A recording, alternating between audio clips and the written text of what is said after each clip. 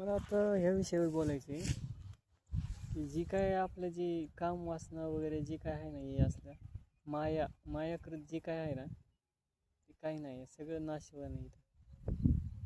आणि भोगात शांती नाही आहे, त्यागात शांती. भोगून कोणीच सुखी होऊ शकत नाही, फक्त त्यागूनच शांती होऊ शकते.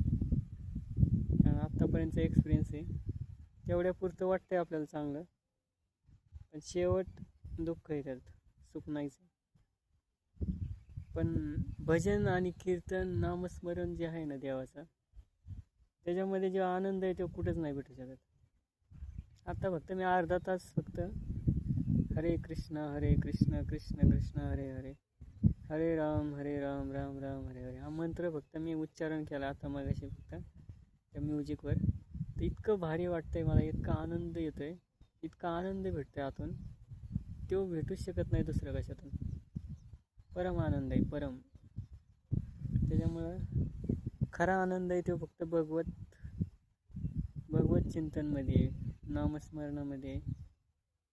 बाकी जी काय आहे हे सगळं मायेकृत आहे. त्यामुळं नामजप भजन कीर्तन केलं पाहिजे आणि चांगले आचरण केलं पाहिजे. कारण जी काय आपण करणार आहे तिथं शेवटी आपल्याला त्याचा परिणाम भोगावाच लागणार आहे.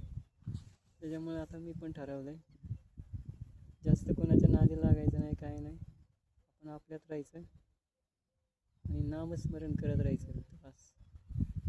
रामकृष्ण.